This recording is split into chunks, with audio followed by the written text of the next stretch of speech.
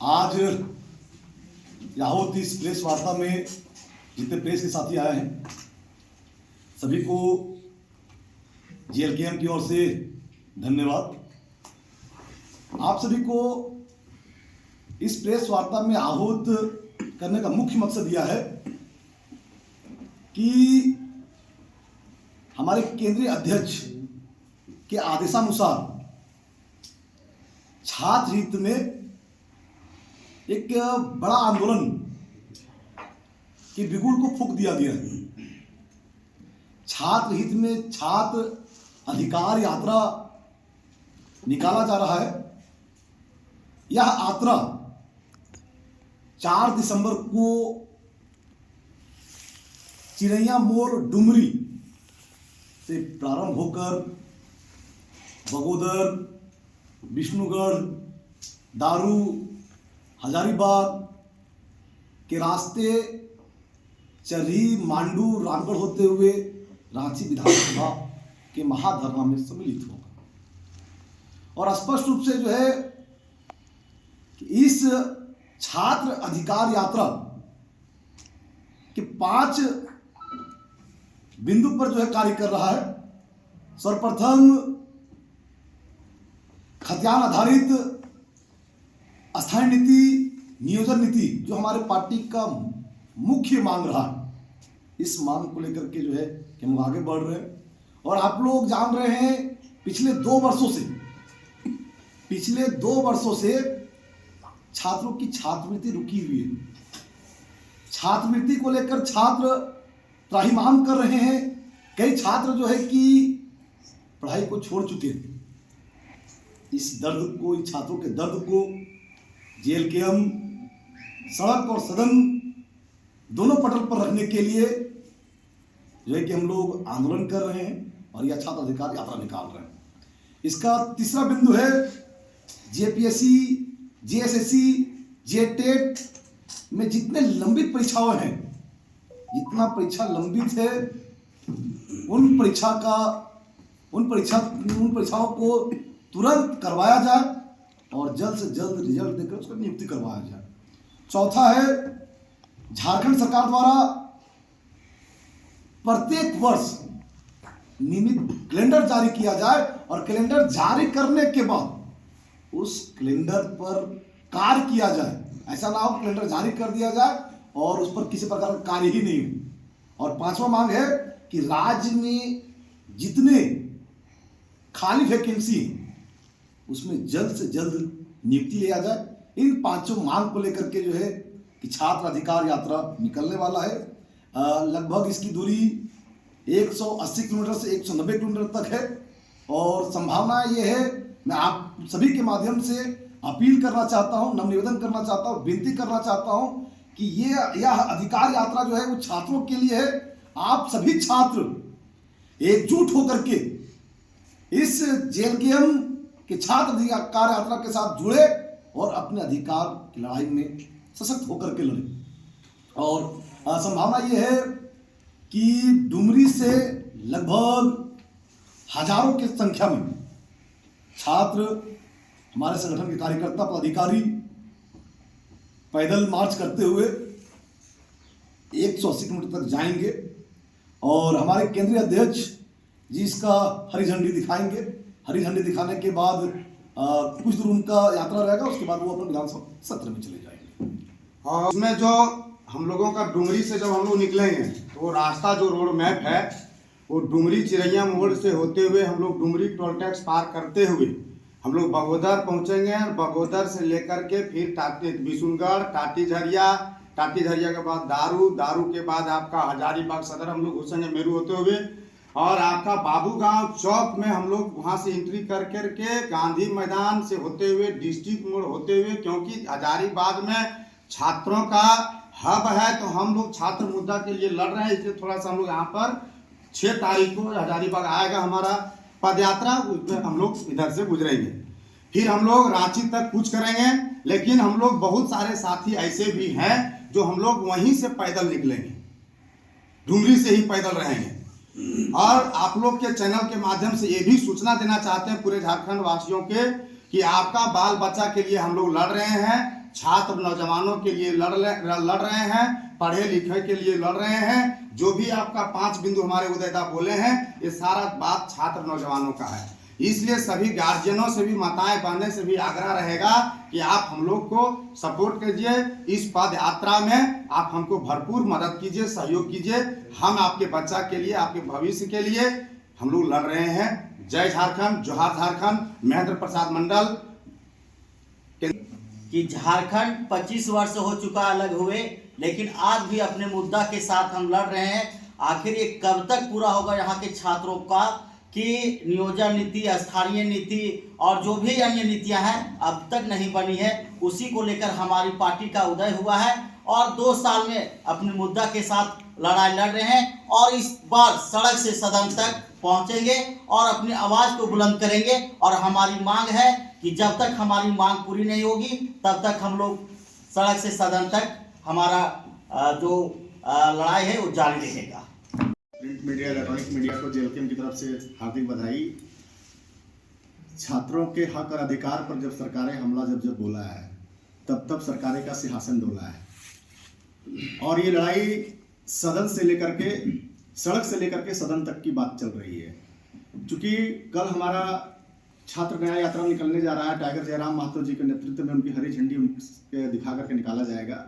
और 180 किलोमीटर जैसे हमारे नेतागण बता रहे हैं कि हम लोग जाएंगे और सड़क से लेकर के, सड़क में भी हम अपनी पार्टी की जो हमारी मांगे हैं, 5 मुख्य मांगे हैं, हम आम जनता को, आम नागरिक झारखंडी भाइयों को बताएंगे। और विधानसभा के अंदर हमारे जो केंद्रीय अध्यक्ष टाइगर जयराम महतो जी हैं, वो छात्रों की बातों को लेकर के दहाड़ लगाएंगे। हम आप झारखंड के नौजवान, छात्र और अभिभावकगण से भी आग्रह करना चाहते हैं, क्योंकि आपके बाल बच्चों की लड़ाई है और इस लड़ाई में अपनी सहभागिता को आप आएँ और इस ताकत को आप यहाँ पर अपनी मजबूती के साथ दें। यही हम लोग कहने के लिए प्रेस मीडिया। ये जो कार्यक्रम है पहले से, बहुत पहले से तय नहीं था। आज से ठीक 1 दिन पहले रात में हमारे केंद्रीय अध्यक्ष का आदेश आता है कि इस तरह से सब लोग त्रस्त हैं। और चूँकि आप जान रहे हैं कि ये जो अभी विंटर सेशन है, चलना है 5 तारीख से, तो ये एक अच्छा मौका भी है सभी लोगों के लिए।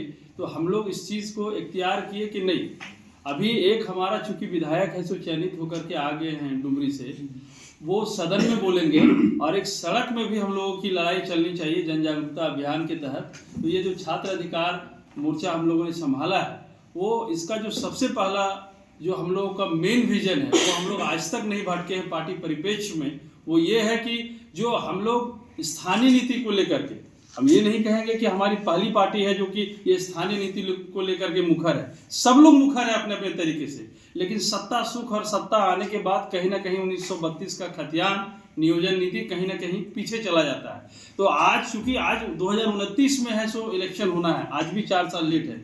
तो उस तत्परता के साथ कि जिस बात को बोल करके ये पार्टी का सृजन हुआ था, उसको हम लोग प्राथमिकता से रख रहे हैं। और उस विजन को लेकर के खतियान आधारित जो स्थानीय नीति है, 3.5 करोड़ आबादी को लेकर के हम लोग सड़क से ये बात उन लोगों को बताने का काम करेंगे। और हमारा एक विधायक है जो कि 81 में एक विधायक है, वो सदन के अंदर बोलने का काम करेगा। दूसरा, जो कि आप जान रहे हैं कि अभी छात्र का जो छात्रवृत्ति स्कॉलरशिप लंबित है, हम लोग जान रहे हैं कि समाज कल्याण के लिए सबसे अधिक पैसा खर्च करती है झारखंड सरकार। 1,45,000 करोड़ का 2025-26 का बजट है हम लोगों का। और 17,000 करोड़ रुपया अभी इनिशियल फेज में 13,000 करोड़ रुपया सिर्फ मैया सम्मान योजना को इन लोगों ने देने का काम किया। और उसका एक्सटेंशन करके 20,000 करोड़ रुपये इन लोग करने का मन है। तो खैर, वो जनहित में है, उस पर कोई कटाक्ष नहीं है। लेकिन चूंकि आप उस चीज़ को प्रायोरिटी रख रहे हैं, और जो छात्रवृत्ति, जहाँ से छात्र का सृजन होना है, शिक्षा का सृजन, आप जानते हैं कि समाज के बदलाव का सबसे बड़ा जो मानक है वो शिक्षा है। और इसमें कोई दो राय नहीं है कि झारखंड राज्य में जो लोग जल, जमीन, जंगल, गांव से रहने वाले लोग हैं, उनके लिए छात्रवृत्ति बहुत बड़ा मैटर है। आप बीएड में देख लीजिए, 70 हज़ार रुपया का छात्रवृत्ति मिलता है, उन लोग को नहीं मिला, सेशन आगे नहीं बढ़ पा रहा है। तो हम लोग इस बार सड़क से जो आ रहे हैं, छात्रवृत्ति भी हमारा प्रमुख मुद्दा होगा। इसको राज्य सरकार को जितना जल्दी इस पैसे को रिलीज कर देना चाहिए, ताकि एग्जाम कंडक्ट हो सके, लोग आगे का सेशन पकड़ सके, परीक्षाओं में अपना सहभागिता निभा सके। तीसरा जो है, आप जान रहे जेपीएससी जेटेड 2016 के बाद यहाँ पर कोई भी एग्जाम इन लोगों का कंडक्शन नहीं है। झारखंड पब्लिक सर्विस कमीशन का जो जेपीएससी है उसका भी कोई एग्जाम, इन लोग का कोई तौर तरीका नहीं, हर साल एग्जाम हो जाना चाहिए बीपीएससी के तर्ज पर। तो हम लोग का ये मांग है कि जो जेपीएससी है, चूंकि एक अहम चीज है जेपीएससी, राज्य सरकार में देखें तो फर्स्ट क्लास कैटेगरी का जॉब है। यहाँ पर झारखंड वासियों को बहुत बड़ा मकसद होता है कि बीडीओ सीओ बन करके एक बड़ा चेयर को हम लोग पकड़े, लेकिन राज्य सरकार जिस तरह से जेपीएससी का एग्जाम ढुलमुल तरीके से लेती है, 3 साल 5 साल में एक बार कंडक्ट करती है, इससे हम लोग झारखंड के लोग काफ़ी उपेक्षित महसूस कर रहे हैं। और इस तरह से एग्जाम लेकर के 2-2 साल 3-3 साल तक रिजल्ट नहीं निकालना, ये लड़का लोग को उम्र भी काटने का इन लोग समय कर, तो इस पर भी हम लोग मुखर होकर के सदन में भी हमारे विधायक जी बोलेंगे और हम लोग सड़क में भी ये जन भावना के तहत लोगों के बीच में जाने का काम करेंगे। और जो कैलेंडर है, जो हम लोग का प्रमुख मांग है कि आप जेपीएससी और जेएसएससी के तहत जो आप एग्जाम लेना चाहते हैं, तो भाई साहब बीपीएससी के तर्ज पर आप पहले कैलेंडर दे दीजिए, यूपीएससी के तर्ज पर आप पहले कैलेंडर दे दीजिए, ताकि छात्रों को उसको तैयारी करने में सुविधा हो। उसको मालूम होगा कि अगर हमको मार्च में है सो प्रीलिम्स हो जाना है, फर्स्ट फेज का एग्जाम हो जाना है, फिर है सो मेंस हो जाना है, फिर इंटरव्यू हो जाना है, फिर सिलेक्शन कब हो जाना, सरकार उसको बहाली कब ले लेगी। तो ये सारा चीज पहले से कैलेंडर में होना चाहिए, ताकि लोगों को तैयारी में, जो बच्चे तैयारी कर रहे हैं उसको ये एकदम क्रिस्टल क्लियर हो कि मेरा मार्च में है सो प्रीलिम्स का मेरा एग्जाम हो जाएगा, तो उस तरह से तैयारी अच्छे से हो पाती है। तो इस चीज को लेकर के हमारा स्पष्ट स्पेसिफिकेशन है सरकार को कि भाई इस चीज में भी आप इसका कैलेंडर जारी करिए। और चूंकि पूरे राज्य में लगभग 4,80,000 करीब सरकारी पद है, सृजित पद एक साल में सरकार दे सकती है। कुछ पद है जिसमें करीब 10% सरकार अपने हाथ में रखती है प्रमोशन के लिए। फिर भी अगर आप 90% बात करेंगे पदों का, उसमें बहुत सारा पद है अभी जो कि खाली है। सरकार उस पर अभी, जैसे कि पुलिस की बहाली नहीं हुई है, समय से दरोगा की बहाली नहीं है, आप ब्लॉक चले जाइएगा तो हल्का कर्मचारी का बहाली अभी तक नहीं हुआ है। जेएसएससी के तहत देखिएगा तो ऑडिटर लोग का कमी है बहुत सारा। तो इन सभी चीज़ों का स्पेसिफिकेशन हम लोग कह रहे हैं कि भाई आप इन चीज़ों को, रिक्त पदों को भर दीजिए। एक कर्मचारी को 10-10 साल का, एक बीडीओ को 3-3 जगह का सीईओ का पद बार, तो यही सब चल रहा है। एक एसडीओ है तो 2-2 जगह का एसडीओ का पद बार। तो इन सभी रिक्त पदों को भरा जाए। कुल मिलाकर के ये जो हम लोग का मांग है, और ये जो सड़क पर जो हम लोग का जो कार्यक्रम है, क्योंकि देखिए हजारीबाग उत्तरी छोटा नागपुर का मुख्यालय भी है, तो हम लोग चाह रहे हैं कि इस कार्यक्रम के माध्यम से, इस पार्टी के माध्यम से केवी सहाय जो संयुक्त बिहार के हमारे यहाँ पर चीफ मिनिस्टर हुए, हम लोग चाह रहे हैं कि 1-2 दिन में हम लोग कोऑर्डिनेट कर लेंगे और उनके परिवार को एक सम्मान देने का काम, क्योंकि वहां से वो कारवां जब चल के आएगा, हजारीबाग 6 तारीख को एंट्री करेगा, तो केवी सहाय के जो परिवार है, हम लोग चाहेंगे सब लोग, हमारे साथी लोग मिलकर के उनके घर में जाकर के जो भी उनका परिवार होगा, तो उनको एक सम्मान देने का भी हम लोग वहां से काम करेंगे जब हमारा कारवां आएगा। दूसरा, इसमें हम लोग, क्योंकि राम नारायण सिंह आप जान रहे हैं कि कॉन्स्टिट्यूशनल असेंबली के भी हमारे यहाँ मेंबर थे, और उनका जन्म यद्यपि है सो हंटरगंज में हुआ था, और वो हमारे हजारीबाग, मतलब आज़ाद भारत के हजारीबाग के पहले लोकसभा के निर्वाचित सदस्य थे वो। और आपको मानना होगा कि वो मतलब बिना कोई पार्टी में एकदम फ्री इलेक्शन लड़े थे और चुनाव जीत के गए थे। सोचिए कि उस समय क्या लहर था कांग्रेस का। तो उन सभी परिवार को हम लोग चाह रहे हैं इस बार कि कोई परिवार उनका आया, और साथ कोलंबस के गेट के पास जहाँ केवी सहाय पार्क है, तो हम लोग सम्मान देने का काम करेंगे और इस तरह से कारवां अनवरत हम लोग का आगे गुजरेगा।